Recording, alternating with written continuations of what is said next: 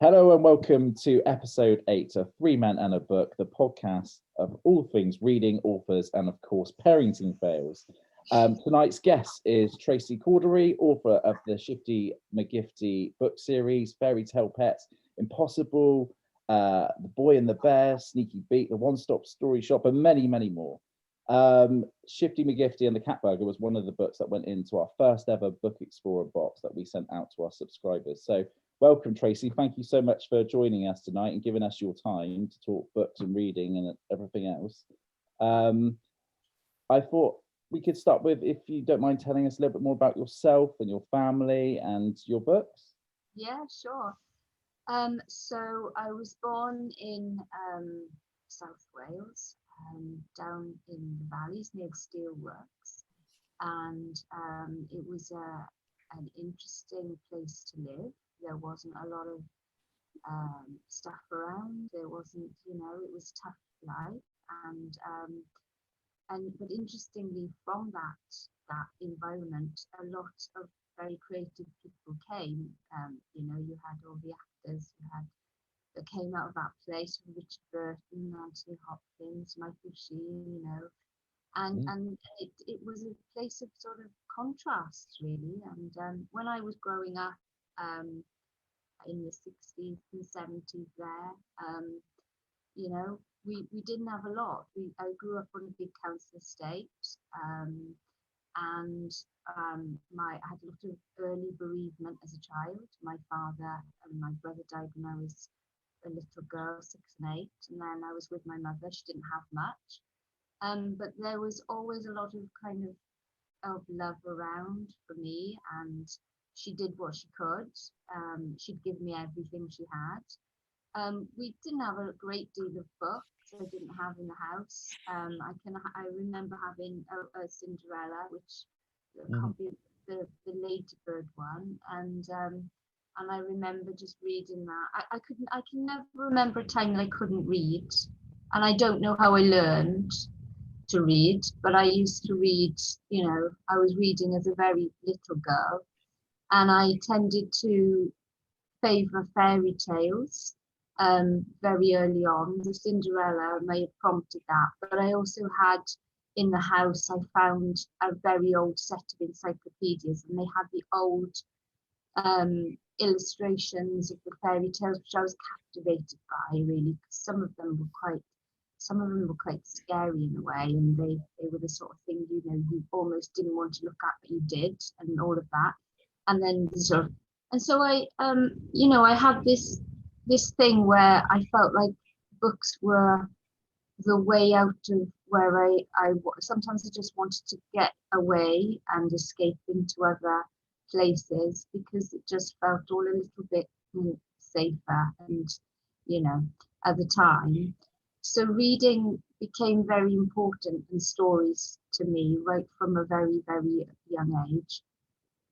And then there was the inspirational teacher who could see that I not only turned up to school, which was amazing, didn't ever have to be chased by the child catcher who used to literally chase the kids who never turned up to school. I was always there, and I was never chased, I'm pleased to say. And she, this was sort of secondary age, she just used to feed this thing I had for books and nurtured it, and we became lifelong friends. And she sadly died just before Christmas last year, but right to the very end, she was almost like a second mother to me, because when my mother died when I was at university at 21. So yeah, so it's been a mixed bag.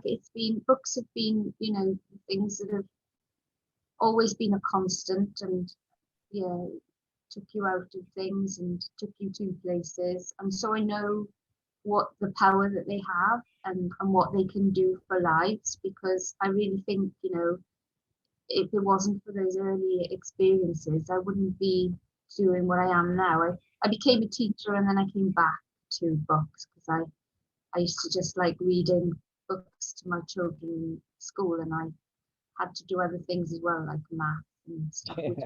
went by the wayside a little. We just used to, I don't know, have tadpoles in the sand tray we made into a pond and read books, and not great in the long run. So I thought, no, one day I was gonna try and write a book. I didn't know anything about it, and then I just had to Google how to be a writer, which I Googled, and it was when we moved into this cottage back in 2006. I just said to my husband, I'm going to be a writer now, I think, and I don't know how to do that. So we Googled it, and Google said, write a book, and start there. Incredible. I love that you've just literally Googled, I'm going to write a book now, I'm going to follow these steps, bang, done it. Oh, it's absolutely amazing. I went, and it also said go and get a book on how to write a book. So I went to the library and I found the book that I needed, and the librarian said, no, you can't have that one, that's got to stay in the library. I'm like, oh look, I'm going to be a writer, I need this book just to come home with me for the night. I'll read it and then I'll bring it back tomorrow. I promise you I will not keep the book. So she let me have it, and came home and read the book and took it back, and then came back home and wrote a story. What was the story like? What was the first one that you ever did? Is it one that you used? Or? They were a bit rubbish, I think. I thought they were great. They were. I read them back now, and they were just a little bit overly complicated. And there was rhyme, first of all. Interestingly, it came to rhyme, and I wrote this really epic poem about a cat and a rat, I think. And I've still got all of my rejections in various folders in my study, and I kept all the rejections and all of that because it felt part of the process of becoming a writer. And it was something like, you always wish you'd take a photograph of your rubbishy room before you decorate it, but you never do. And you always wish you'd taken a photograph of the jungle that's your garden before you tackle it, and you never do.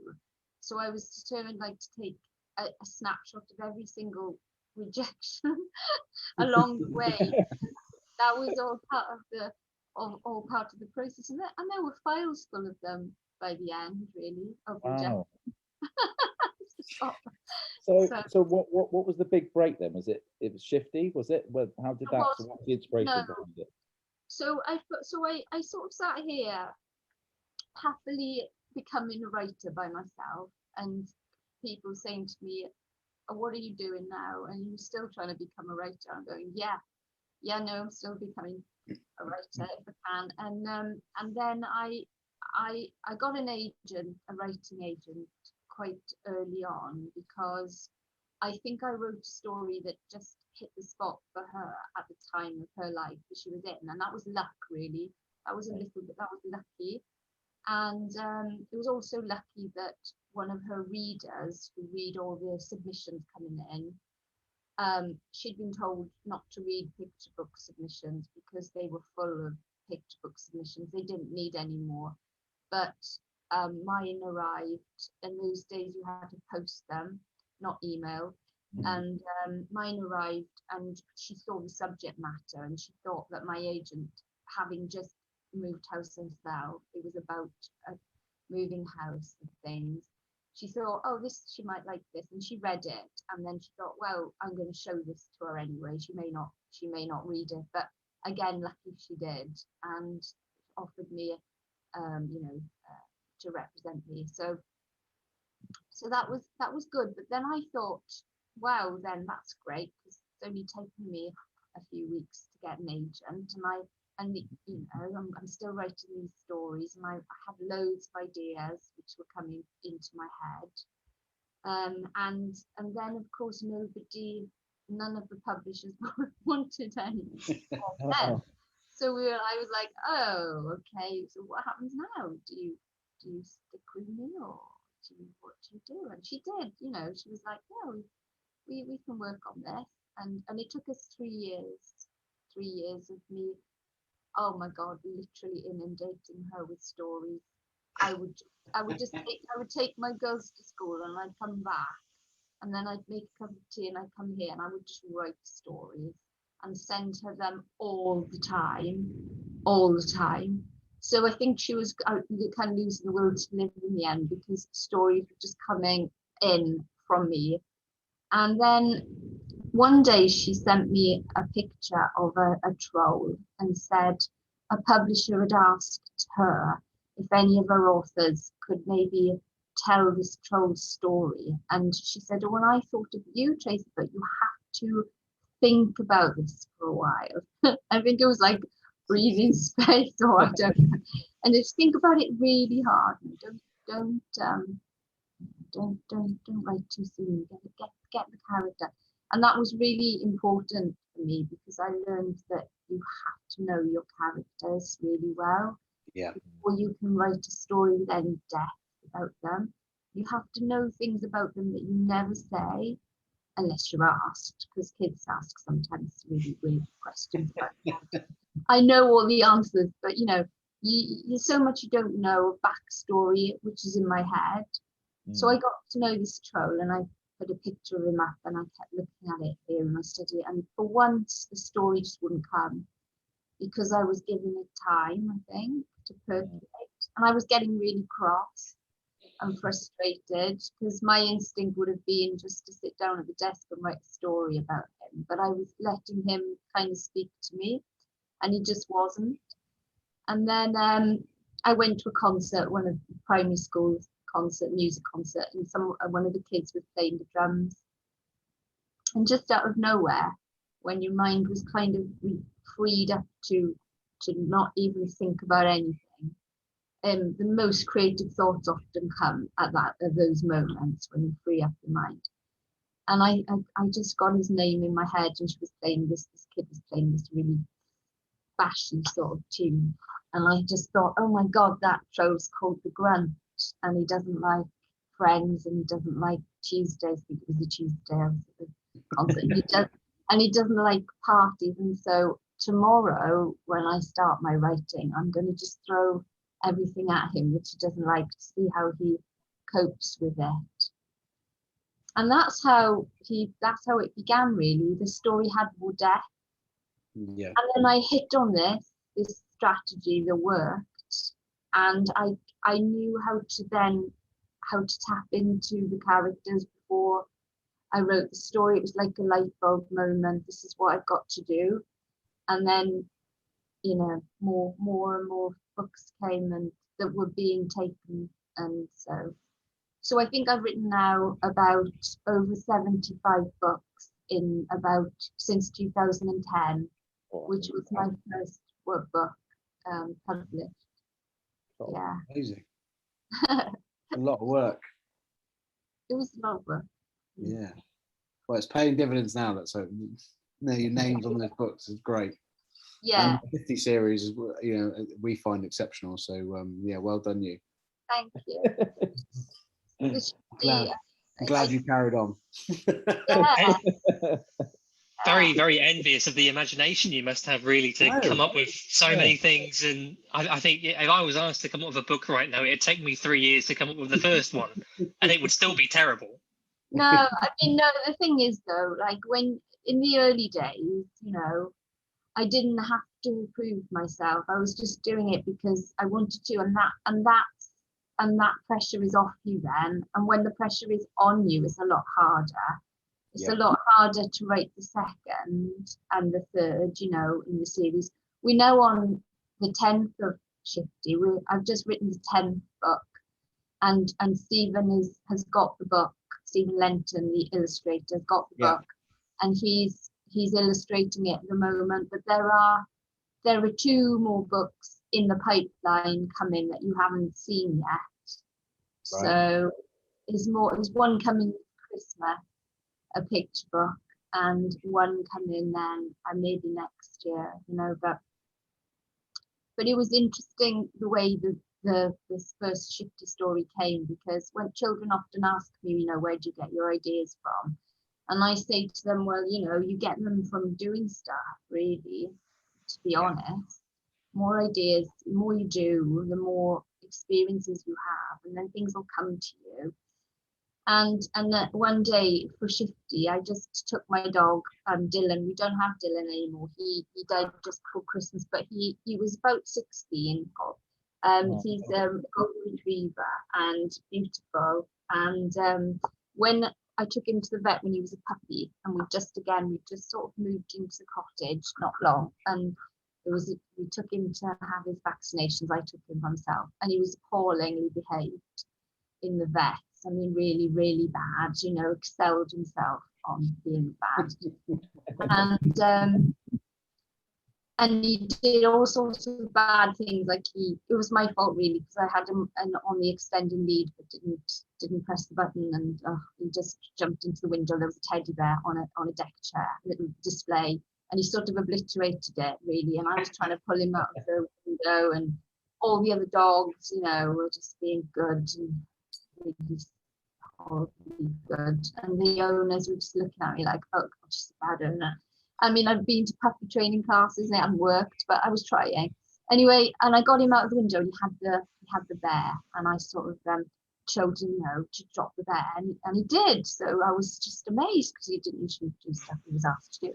And so I had to say to him, because I'd learned from puppy training, they forget when they've been naughty, and they know when they've been good. So you can't hold grudges with dogs, you know. So you're like, oh no, good boy, drop the bear. And then he thought I was really pleased with him, really happy, and he just lost the plot again and just did a massive whee on the floor. And then and I looked at him and I said, oh, bad dog, that really bad. And he looked at me, and I could see in his eyes, like, he was just really, I'm so sorry I did that, I didn't mean it, you know. And I forgot about this, because I did want to forget about it all.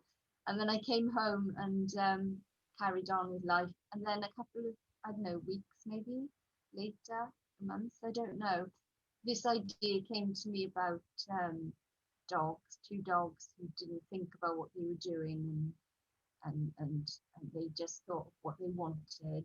They didn't think of other people and didn't mean it, but they just didn't think. And there was a teddy involved in the theft, or in Shifty, as you know. Yeah. And it all came. Scotty dog. Yeah, Scotty dog. Yeah. Big ear Bob. Big ear Bob, yeah, because he's got big ears, and Bob's a good name. It rhymes with a lot of stuff. There's a Dylan in there, isn't it? In the book as well, isn't there? Then Dylan is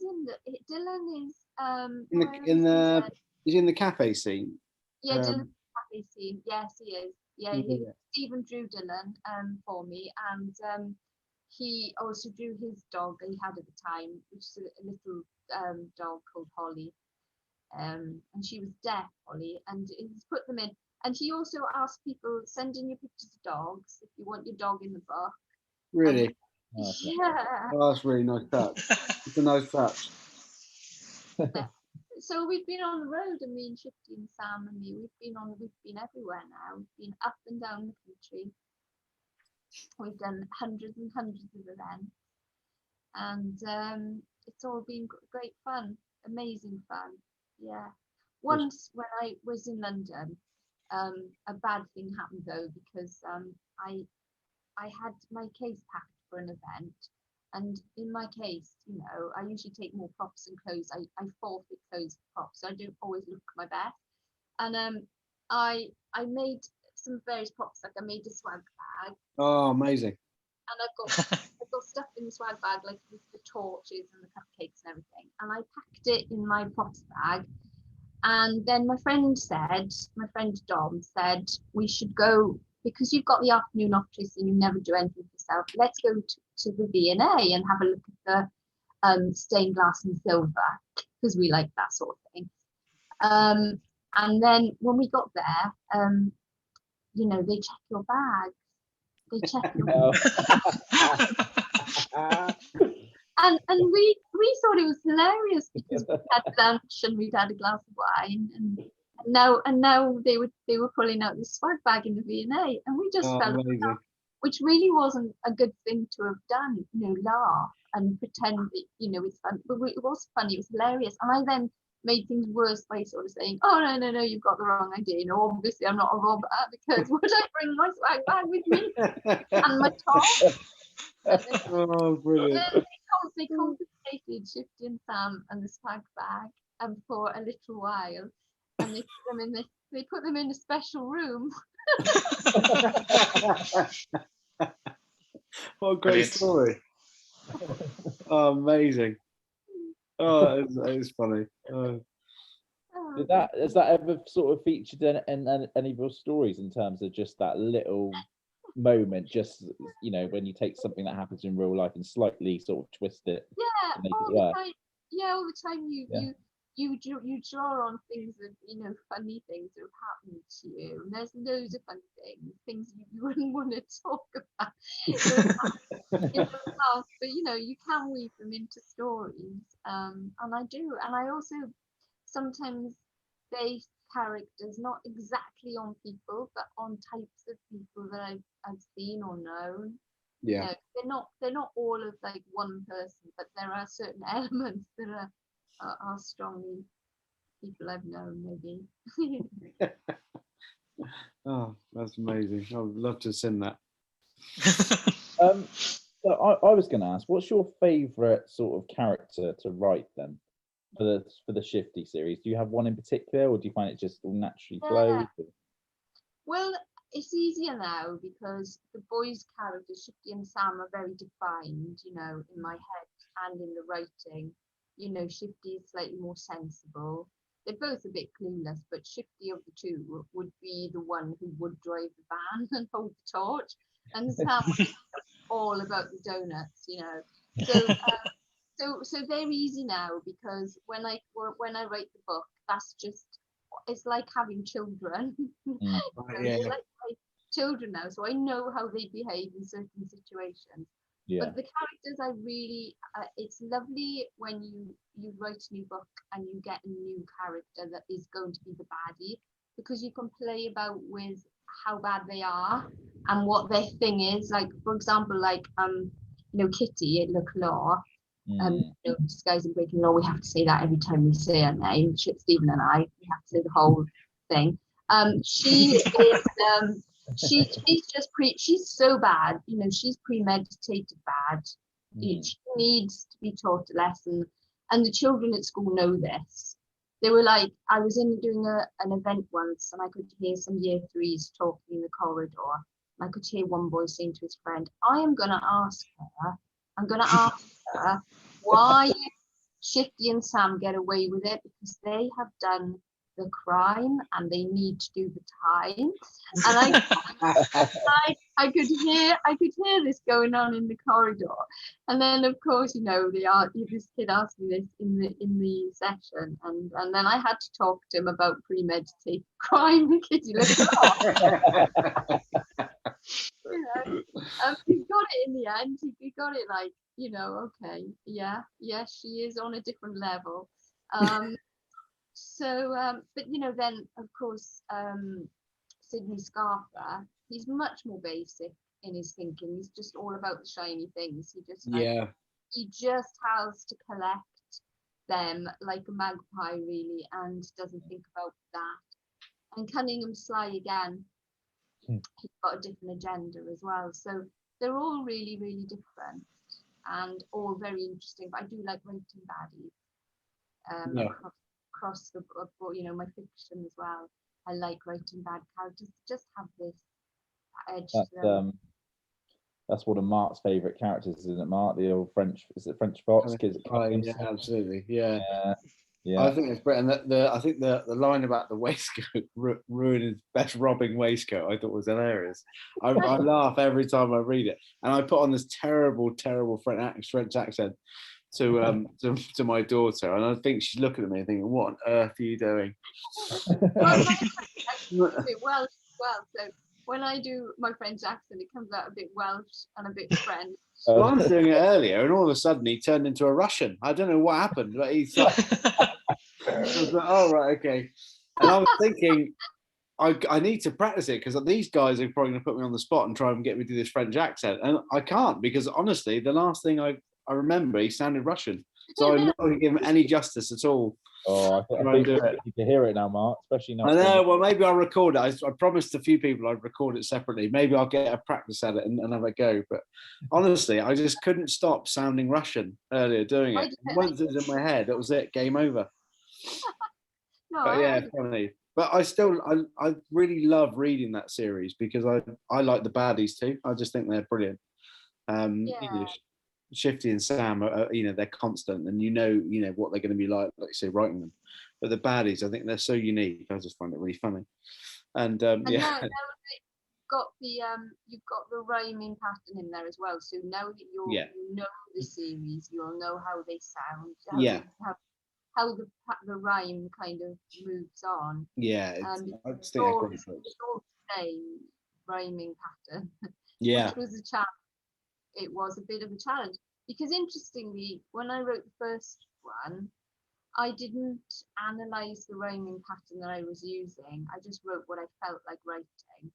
And then I discovered when my publisher said to me after the first one, we're going to write, I'd like you to write another one now, Kitty. I'd like you to write, you know, the second book, Choose Your Baddie, and write it. And it's got to be in the same rhyming pattern. So I was like, what do you mean?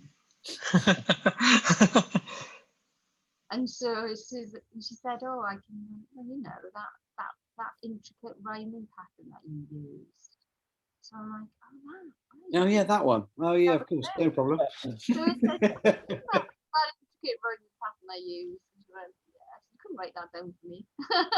And so we worked it out, and I did this little notation of what I'd actually done, and it was all really you know, formed. And then of course when you start to think about it, you think, oh my god, how do I write this now?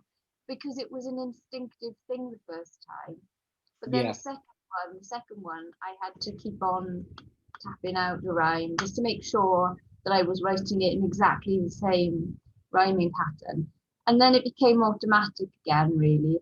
And so interestingly, when I wrote I don't know if you've seen, I wrote a response to Clement Clarkemore's poem, The Night Before Christmas, you know, a visit from St. Nicholas, a visit from St. Nicholas. I wrote a response last year, and it's called Mouse's Night Before Christmas, or 2 years ago now, actually. And it's the story about the poem, it was the night before Christmas, we're all from the house. Not a creature was stirring, not even a mouse. And I decided, because I'm a bit like that there was a creature stirring, and it was a mouse, and he had a whale of a time. And I decided to write sort of the mouse's story, but I had to write it in the same pattern as the original poem because you just had to, really. Yeah. And I had to tap into Clement Clarkemore's rhyming pattern, which is different slightly to Shifty's, although quite similar.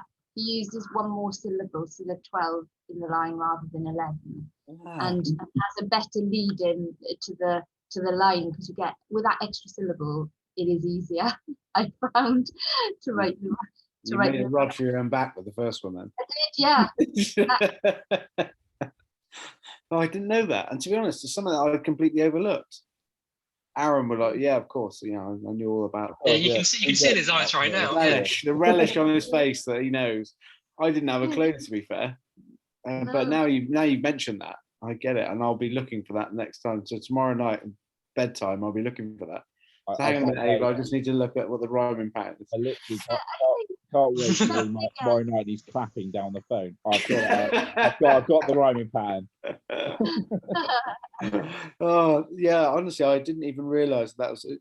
I would be like you, just start writing it as you read it in your head, and then make a rod for your own back for the next 10 books.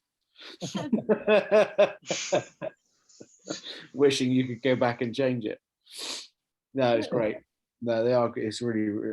I find actually, because of the rhyming, you can read them quite fluid and actually really get into it. And I find that Ava quite enjoys it, and the fact that it's not just, you know, standard reading words on a page. There is a bit of fun in it, but yeah, let's say the baddies are my favourite, and I'd love to see what you're coming up with next.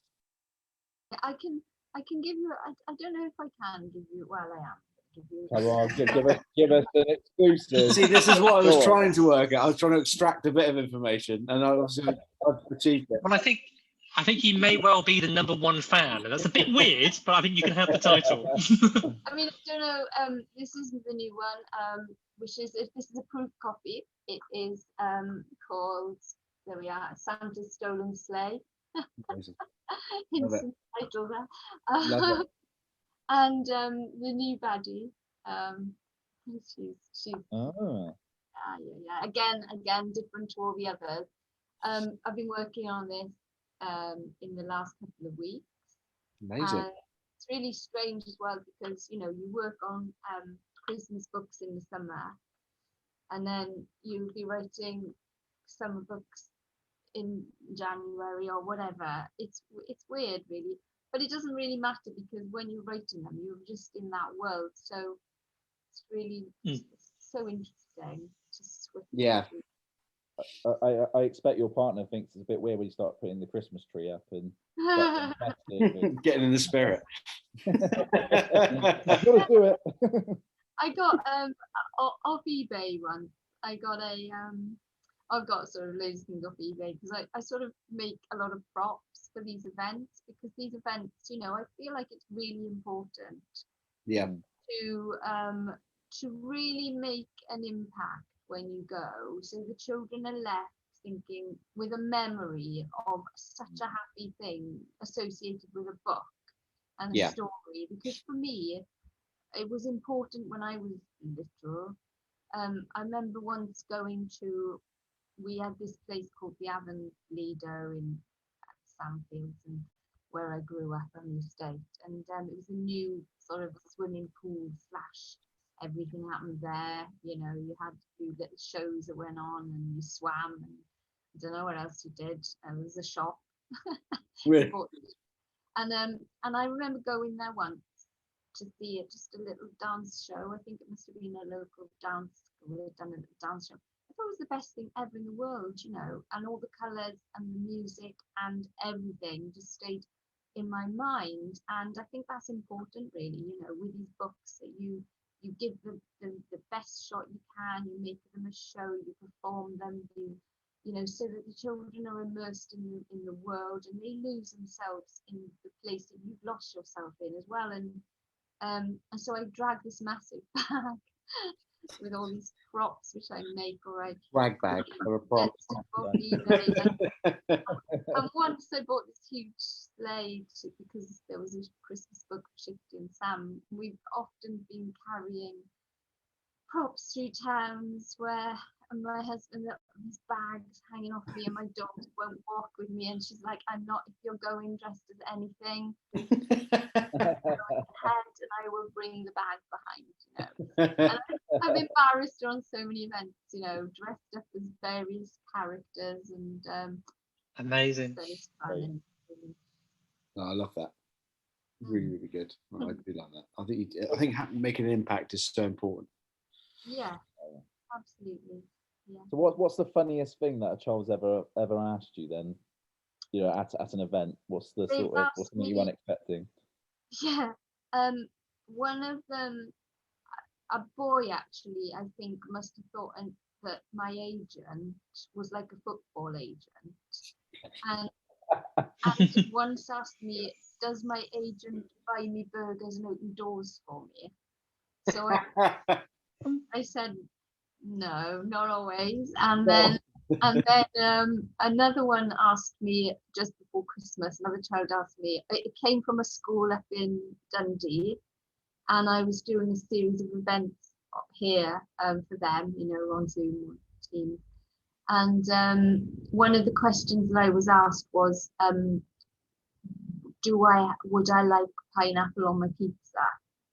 Oh, good question. Fair enough. Yeah. Okay. And I obviously would answer that, of course. I do. Why wouldn't you? But that did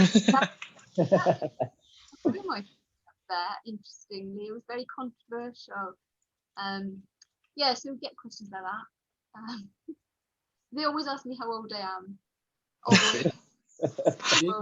occasionally they ask me, did you write the Gruffalo? And I say, no, I didn't. And then they always go, Oh, oh. Just say yes next time. I Yeah, of course I did.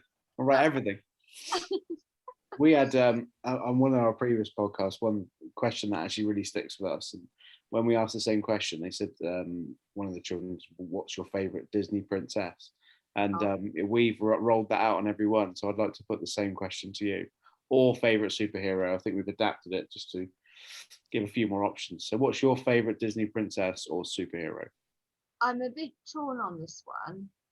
This one you're just throwing this at me, aren't you? Yeah. I would say there are two that immediately come to mind. The first one that came to mind was Mulan. Oh, it's a different one. Because, you know, she's not going to take any messing. She knows her own mind. She knows which ones to do. And the second one, I mean, couldn't be more different really, is obviously Cinderella, because, I mean, I'm trying to say why, because, I mean, just because of the connection I think I had with the fairy tale, and because that story, you know, I suppose it's with that fairy tale for her, it Life's dream. Dream. Yeah. No, I think that's a valid shot. To be fair, you didn't have to justify it, but thank you. I wasn't going to stop you. I was quite enjoying you try and justify it, which is great. No, I had to justify it because I did English literature as A-level. You have to justify everything when you went to Yeah, it's a really serious question. Actually, it's a real hot topic. Well, if we're chucking questions at you now, one thing that I wanted to know about was, you know, with Shifty and Sam, there's a big sort of baking influence in the books. Where did that come from? Were you a keen baker yourself, or? Oh, it was really bad. In fact, my daughter cried once when I baked something. It was my first thing I'd ever baked, really, because before I had her, I didn't know how to cook at all, and I'd managed to get by without that skill for about 29, nearly 30 years of my life. You know, I'd survived it without being able to cook at all. And then when she was about 3 or 4, wanted to make a cake. And this was horrendous. This was a horrendous thought. So I had to work out, well, I bought a mix, because obviously that's how you do it when you don't know how to do it. You read the instructions on the box. So I bought the mix of the chocolate cake, and I thought, no, this will be all right. We'll just, you know, we'll have a lovely time on this. Bought the tins, bought the cooling rack, and we got started and we made it and put it in the oven. It smelled all right. And then I got it out and I put it on the cooling rack, and it started to sort of drip through it. And at that point, she just lost it really, and she cried, and it was terrible. And I said, no, I'm sorry, we'll learn more, okay. And then I learned how to do them, and I became really quite good at them. I was really good at them. And then, but part of, I think the reason that I was getting good at them was because I wasn't putting any pressure on myself. I was just doing it, you know. And I wasn't thinking I couldn't do it anymore. I was just having a go. And then for my second daughter's 4th birthday, I decided to make a big 3D castle cake from a magazine, and it had turrets.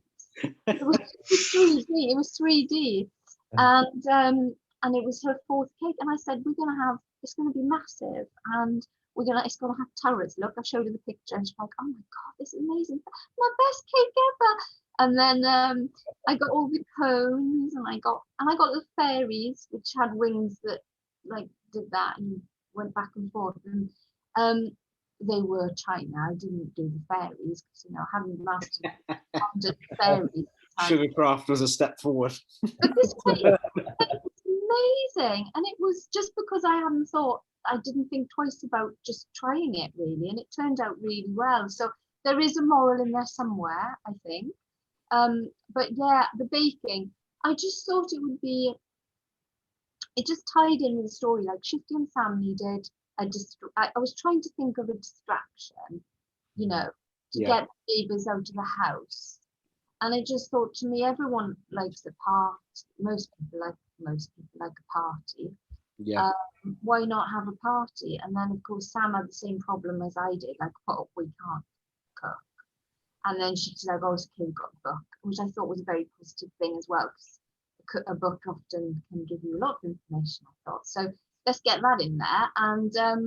And then they found they were great at it, you know. Yeah, amazing. And I'm really pleased, because I think it's quite a good combo, really, with, you know, turning from crime to cupcakes. Yeah, I like it. Good strap line. Yeah, we try to include some recipes in our activity books, don't we? Oh yeah, I heard. Which Recipe. I quite enjoy baking with Ava. Actually, we did some on the weekend. I didn't see that. Oh, I can Look at you, yeah. look at that. That's cheap. Yeah, It's all clean, isn't it? It was making all cupcakes. Yeah, well, that side of the camera. The rest of the kitchen was a complete mess. And so we quite enjoyed doing stuff like that. And but I think the first time we did it, actually, I think I did here's one I made earlier, Blue Peter moment. Chucked some sort of mix in the oven, and then miraculously this perfect Victoria sponge just came from nowhere.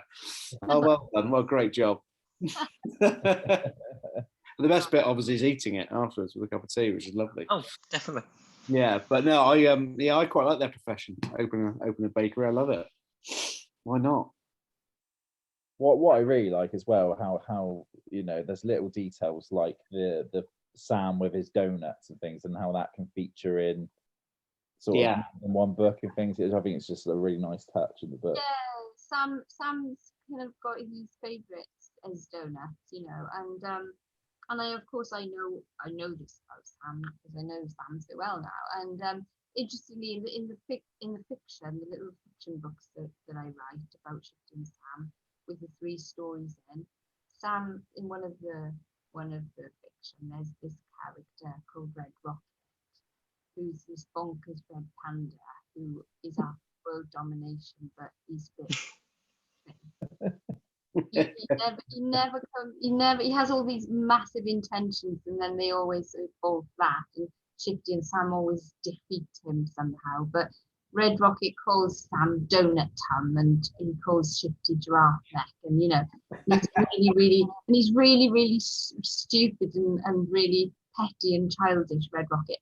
He was a great character to write, because he features in all the fiction. He features in one story in each of the fiction, because my editor loved him so much and said, oh my god, red pandas, they're amazing. And he looks all kind of cute, but he's trying to look all sort of superhero, and so she said, more Red Rocket in all the books, please. Oh, great.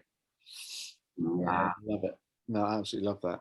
I think when they're chasing after Cunningham Sly with the van and the croissants and stuff all bouncing down the street, I just think that's brilliant.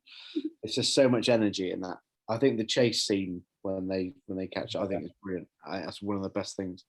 I'm a super fan. I'm absolutely a super fan of the series. I think they're great. Thanks so much. There's even touches like using Shifty's hats for parachute and stuff like that. I really like. Yeah. It's just clever ways of reusing, certain features about the character, which I think is absolutely ace. And Really Steve does such a great job. He really does, Stephen Lenton on the illustrations. Yeah, they're fantastic. It's amazing when you see the dogs. When I saw Shifty and Sam the first time, it's amazing. It's a feeling, It's like seeing it's a bit scary, because up until that point, I've been able to be very selfish about my story, because it's been my story in my head. Yeah. And then there reaches a point where you have to give it over and share it. And I was always really nervous at first about, in fact I still am, to be honest, not so much with Shifty and Sam now, because I know what Steve is going to do, and I know that he'll always do something absolutely brilliant. But if you haven't seen your character before ever, and you just don't know what they're going to look like, and that would be quite a scary thing. Because once I remember I wrote a story about a mouse, and I wrote an illustration note just in a bracket at the top of the story saying, you know, this character is a mouse. And then I wrote the story. And then when I saw a character sketch of the mouse, it turned out to be a rhino. Yeah, it's a rhino. So I was like, yeah, but Archie's a mouse. Because I said in the bracket top, I said Archie's a mouse. And he was a rhino. And of course, he was much better as a rhino. He's fantastic. But it did take me about 10 minutes.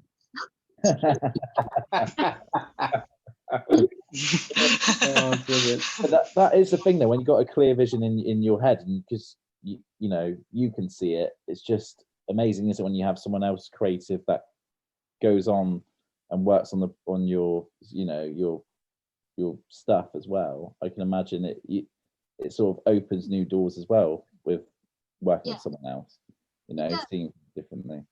Yeah, it does. It opens doors. It opens doors to the story. It sort of it brings all the sort of nuances in that you don't have to write in the text. It brings text in. The children can engage with something going on in the illustration that's not said in the text. Yeah. Which layers into the story and really, you know, leaves me able to say something else that I don't have to say. What's there, which is the right way to write a picture book. You know, there's no point describing what's on the page because it's a wasted opportunity really to get depth in. So they're very technical books to write picture books. I think they are probably one of the hardest books because they're so, you have to do a whole epic in 32 pages. Yeah. Which will leave both child and parent wanting to read the, you know, you've got a dual audience. Whereas if you're writing fiction for older children, you don't have that dual audience you have to please. Whereas with books, you are trying to tap into two different generations. Yeah, that's it's quite hard to do that. That's a really good point. So something else we sort of like to ask is, you know, a lot about what we do is encouraging, you know, families to share time together to read books. Do you have sort of any top tips for engaging children with reading, or anything that you found in the past that's worked really well that families might want to try out? I mean, it's all the things that are really the basic things really. I would say are the important things, like, you know, not feeling like you have to rush it because, you know, you're tired, you've had a hard day, you're perhaps late getting them to bed or whatever. Just like in the grand scheme of things, it's easy for me to say now because my children are grown up and at the time you are tired, but if you can just sort of think, well, you know, you in years to come you'll long for those times back. So you really will, and everyone used to say that to me at the time. You know, oh, these times you're long for back, and sometimes you're tired in those times, and you don't see that, but you really will. And so just enjoy it, really enjoy it. Set a nice place to read, and make it comfortable, and just, you know, don't rush it. And if they want the stories again and again, that's great. You know.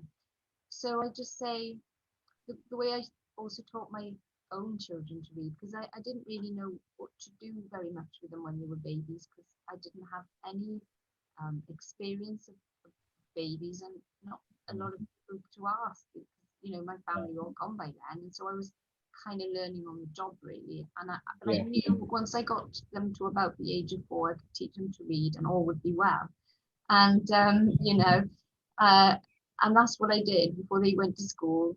They were taught to read, and the way I did that was just by going out and doing stuff with them and taking photographs, and then it was on a camera where you had to get the photographs developed.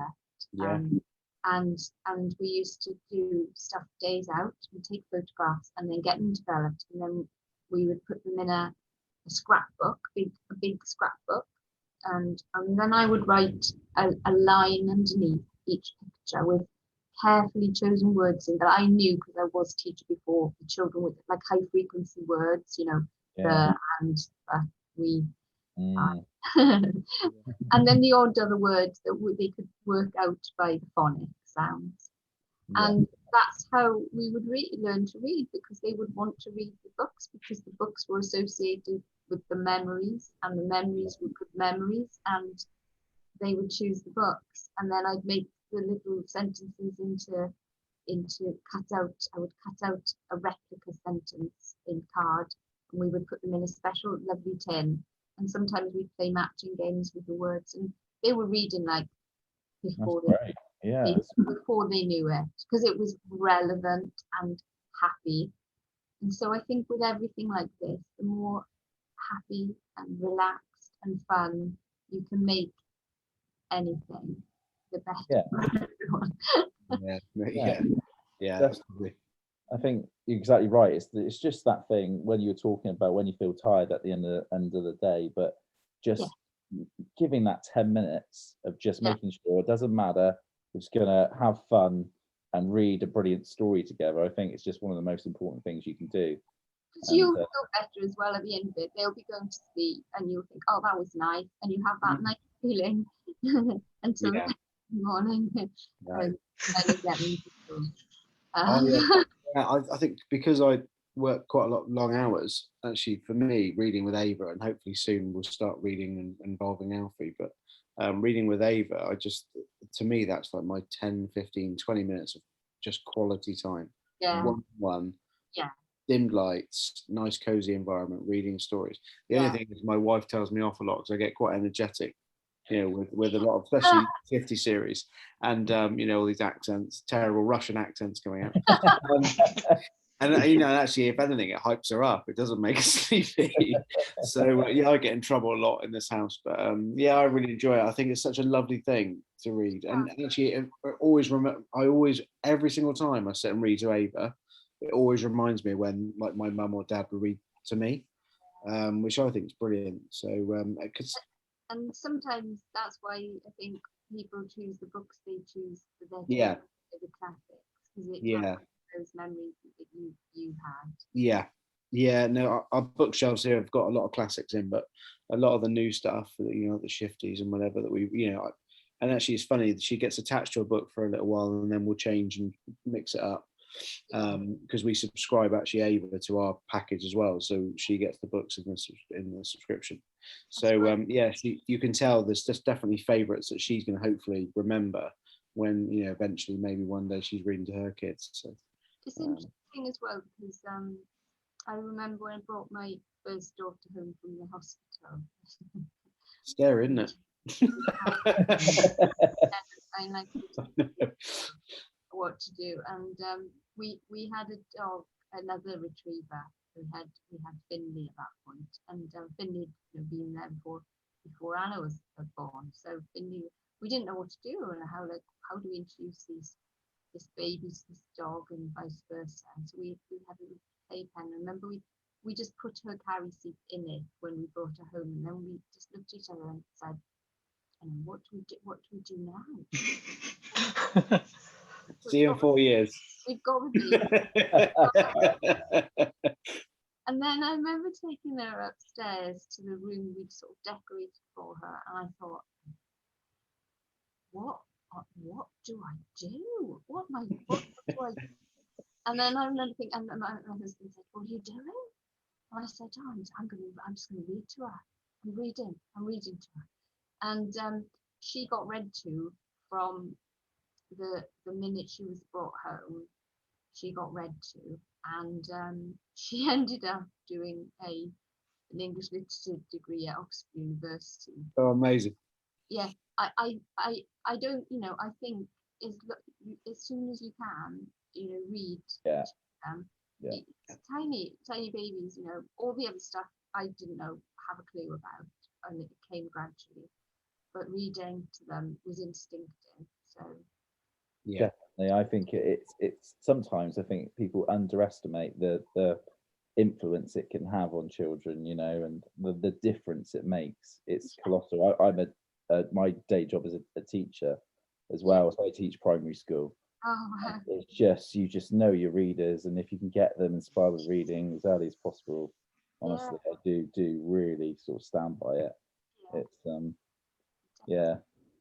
It's that. Do you miss being in the classroom then, or? I No.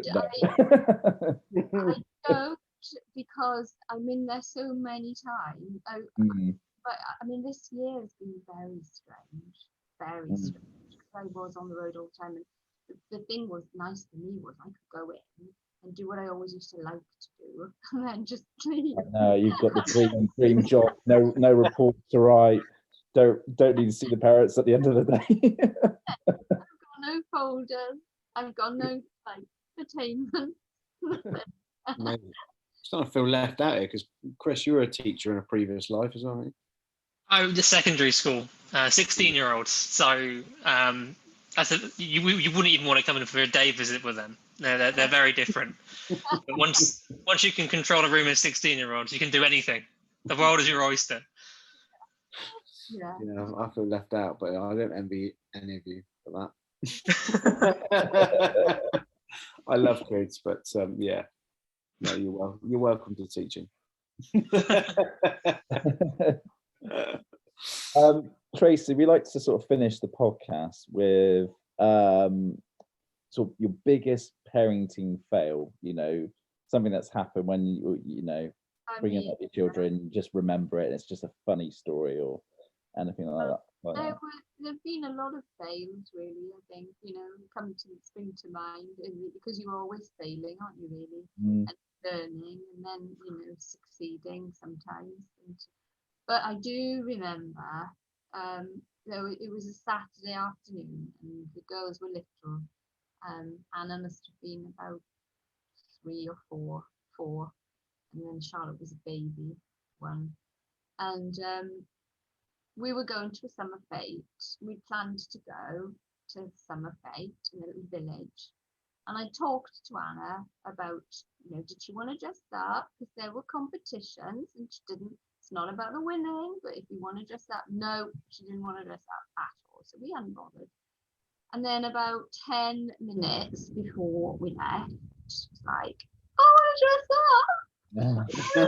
up.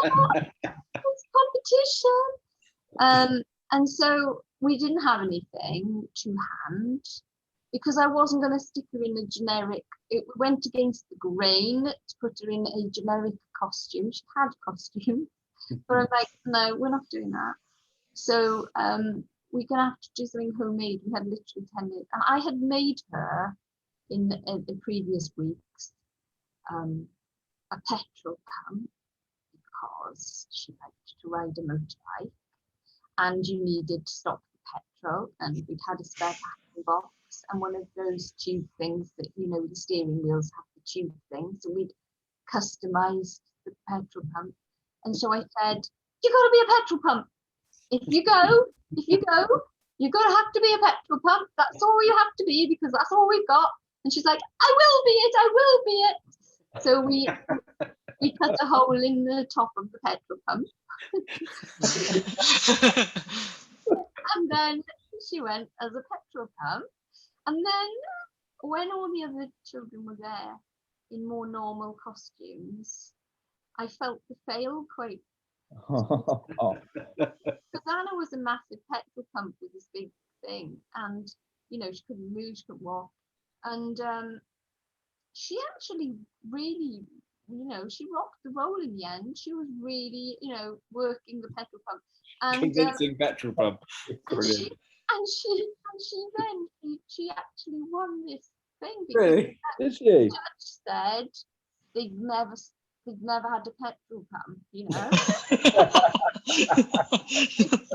I still felt embarrassed. I still took a bit of a fail. And then photographs at the end, when she grew up, she was like, we must put these away now, and we must them. Ever. I think that's brilliant. Amazing. Amazing. Was it a hot day? It was boiling, yeah. Was it? Oh, God. She won. She did on the flip side, she won, but on the downside, she was massively dehydrated. Didn't get sunburn. Yeah, absolutely. Just from the neck up, just a red head. Yeah, I think in July, and it was a summer day, and I also whipped her up a shell hat, shell, shell petrol pump to wear on her head just to complete the costume. Yeah. She'll never forget. I think that's our challenge now, boys. Next fancy dress, we've got to be petrol pumps. I know. Can you imagine? I'd love to see it. I mean, it can be anything that's box shaped, really. Yeah. I think that's thinking on your feet. I think that should be celebrated. Well done. Fantastic. Yeah. Yeah. That wasn't a fail. I think that's an absolute win. I think that was a positive. I think, and she might. I think if she lost, I think that would potentially been a fail. But winning, good on you. That's brilliant. Great. So it's been so lovely talking to you. Really appreciate your time. Thank you. Thank you, Tracey. To meet you, and thanks very much for championing Shifty and Sam. I'm really, really grateful. It's hard not to. Great books. Yeah. All right. Thanks. Enjoy the rest of your evening, Tracey. It's really lovely talking to you. Thanks again for your time. Take care. See you soon. Bye. Bye. Bye. Bye.